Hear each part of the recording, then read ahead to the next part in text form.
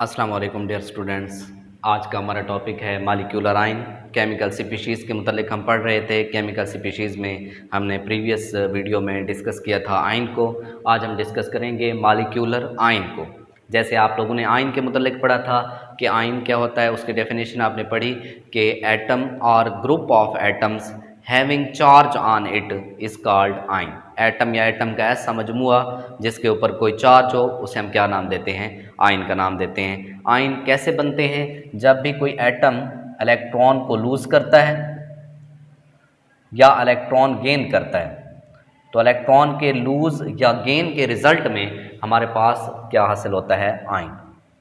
Same इसी तरह molecular ion बनते हैं। ठीक है जी, मालिक्यूलर आयन जैसे नाम से ज़ाहिर है, मालिक्यूल का आयन, मालिक्यूलर आयन।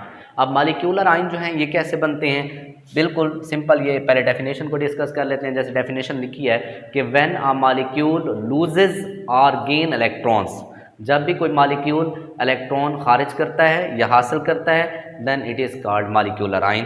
तो तब हम इसे क्या नाम देते हैं? मालिक्यूलर आयन का नाम देते हैं। इसको हम मज़ीद आसान लफ्ज़ों में समझ लेते हैं। ये हमारे पास एक मालिक्यूल है। अगर ये मालिक्यूल जो है ये इलेक्ट्रॉन को लूज़ करेगा या ये इलेक्ट्रॉन को गेन करेगा, तो दोनों सूरतों में, दोनों कंडीशंस में, इलेक्ट्रॉन को लूज़ करने या इलेक्ट्रॉन को गेन करने के रिजल्ट में ये किस में तब्दील हो जाएगा? Molecular ion. ठीक है जी। अब अगर ये मालिक्यूल इलेक्ट्रॉन को लूज़ कर रहा है, तो इलेक्ट्रॉन को लूज़ करने के नतीजे में इस मालिक्यूल के ऊपर कौन सा चार्ज आएगा? पॉजिटिव। ठीक है जी। अगर ये मालिक्यूल इलेक्ट्रॉन गेन कर रहा है, तो इलेक्ट्रॉन गेन करने के नतीजे में इसके ऊपर कौन सा चार्ज आएगा? नेगेटिव चार्ज आएगा। ठीक है जी। अब ये मालिक्यूल अगर इलेक्ट्रॉन लूज़ कर रहा है तो ये पॉजिटिव चार्ज कहाँ मिल हो जाएगा? इसके ऊपर पॉजिटिव चार्ज आएगा, और ऐसे मालिक्यूल को हम नाम देंगे कैटायनिक मालिक्यूलर आयन। जैसे यहाँ पर आपने पढ़ा था कि जब एटम इलेक्ट्रॉन लूज़ करता है तो उसे हम कैटायन कहते हैं। बिल्कुल इसी तरह जब एक मालिक्यूल इलेक्ट्रॉन लूज़ करेगा तो उसके ऊपर पॉजिटिव चार्ज आएगा, और ऐसे मालिक्यूलर आयन को हम क्या नाम देंगे? Cationic molecular ion. और दूसरी तरफ अगर कोई मालिक्यूल इलेक्ट्रॉन गेन करेगा तो उसके ऊपर कौन सा चार्ज आएगा? नेगेटिव चार्ज आएगा, और ऐसे मालिक्यूल को हम क्या नाम देंगे? एनायनिक। तो ऐसे मालिक्यूल को हम क्या नाम देंगे? Anionic molecular ion.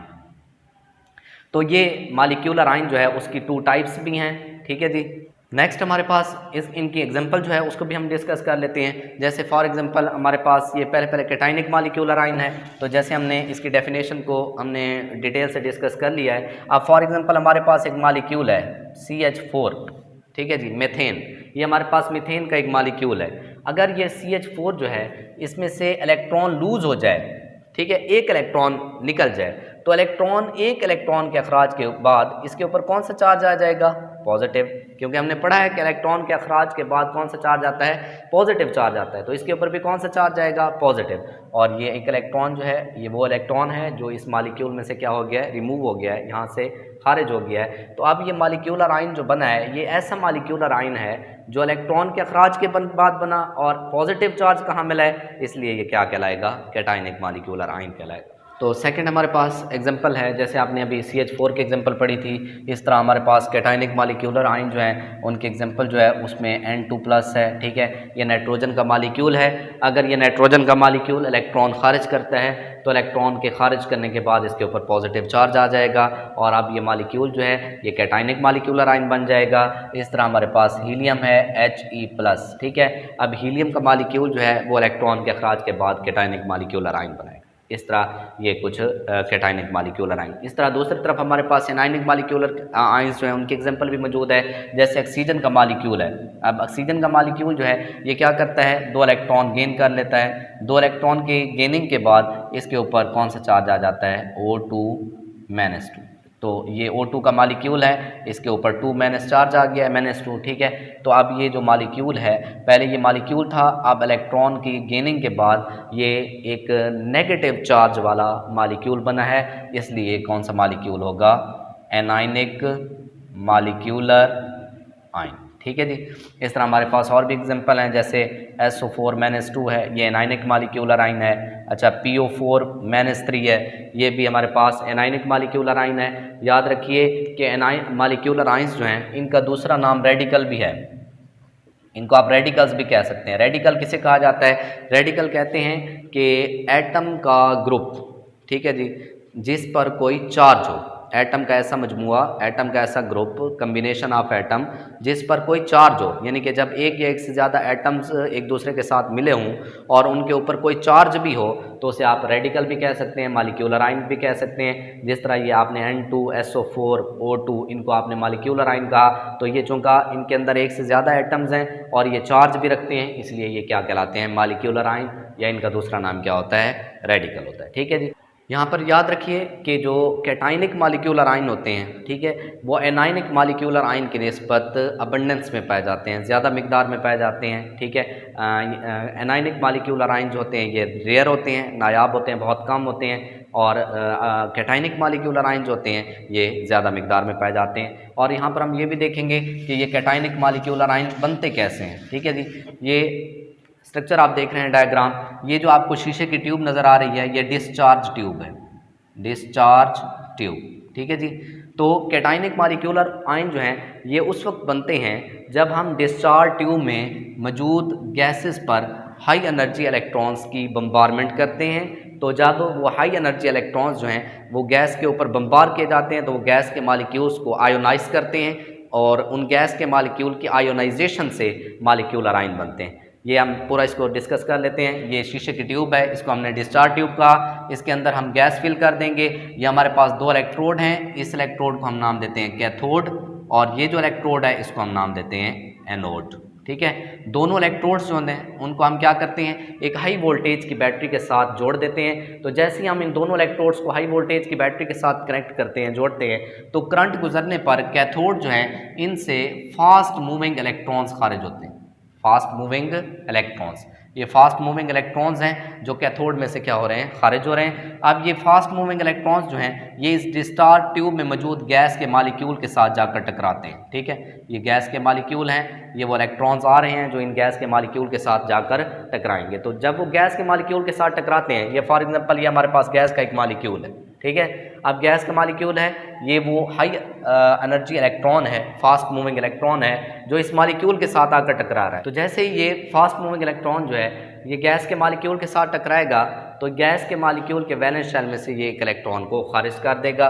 जब इलेक्ट्रॉन जो है वो इस मॉलिक्यूल में से निकल जाएगा तो इस मॉलिक्यूल के ऊपर कौन सा चार्ज आएगा, पॉजिटिव चार्ज आएगा, और दो इलेक्ट्रॉन्स जो हैं वो यहाँ से क्या हो जाएंगे, एग्जिट हो जाएंगे, खारिज हो जाएंगे। ये दो इलेक्ट्रॉन्स कैसे खारिज हुए, देखें, एक वो इलेक्ट्रॉन है जो इस गैस के मॉलिक्यूल के साथ आकर जिसने स्ट्राइक किया, और दूसरा इलेक्ट्रॉन वो है जो इस गैस के मॉलिक्यूल में से निकला। तो अब टोटल जो है वो कितने इलेक्ट्रॉन यहाँ से रिमूव हो जाएंगे, दो इलेक्ट्रॉन जो हैं वो यहाँ से खारिज हो जाएंगे। और ये जो मॉलिक्यूल है, अब चूँकि ये पहले मॉलिक्यूल था, अब ये चार्ज का हामिल बन गया है, इसके ऊपर पॉजिटिव चार्ज आ गया है, तो ये मॉलिक्यूल अब मॉलिक्यूलर आयन कहलाएगा। कौन सा मॉलिक्यूलर आयन कहलाएगा, कैटाइनिक मॉलिक्यूलर आयन। अच्छा जी, उसके बाद नेक्स्ट हमारे पास डिफरेंस है मॉलिक्यूल और मॉलिक्यूलर आयन में। तो पहला पॉइंट है कि मॉलिक्यूल जो होते हैं ये स्मॉल पार्टिकल्स ऑफ एलिमेंट और कंपाउंड्स।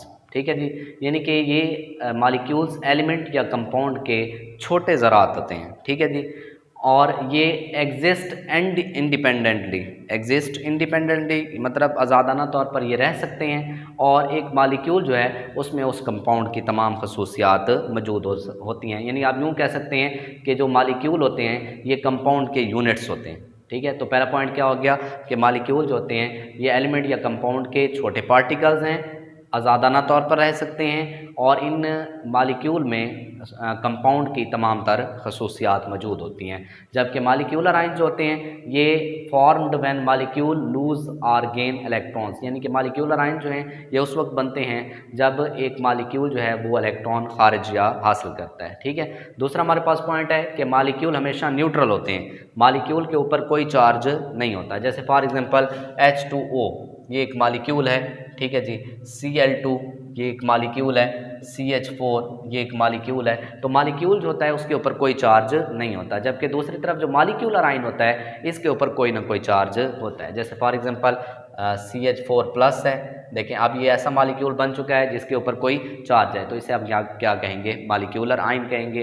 अभी हमने एग्जांपल भी डिस्कस किए हैं। तो मॉलिक्यूलर आयन जो होते हैं उनके ऊपर कोई ना कोई चार्ज होता है। तीसरा हमारे पास पॉइंट है कि मॉलिक्यूल कैसे बनते हैं, formed by combination of atoms. जब दो या दो से ज़्यादा एटम्स आपस में मिलते हैं, कंबाइन होते हैं, तो उनकी कम्बिनेशन के नतीजे में एक मॉलिक्यूल बनता है। जबकि मॉलिक्यूलर आयन जो हैं ये उस वक्त बनते हैं जब मॉलिक्यूल आयोनाइज होते हैं। ये अभी हमने इसका मतलब डिटेल से पढ़ा है। तो मॉलिक्यूलर आयन जो हैं ये मॉलिक्यूल की आयोनाइजेशन के नतीजे में बनते हैं। लास्ट हमारे पास पॉइंट है कि मॉलिक्यूल जो है ये एक स्टेबल यूनिट होता है, क़याम पजीर होता है, मुस्तहिकम होता है, ठीक है जी, आज़ादाना तौर पर रह सकता है। लेकिन जो मॉलिक्यूलर आयन होता है ये स्टेबल नहीं होता, अनस्टेबल होता है, और ये एक रिएक्टिव स्पीशीज़ है। ठीक है, रिएक्टिव स्पीशीज़ क्यों है? क्योंकि इसके ऊपर चार्ज होता है। अपने इस चार्ज की बदौलत ये आज़ादाना तौर पर नहीं रह सकता।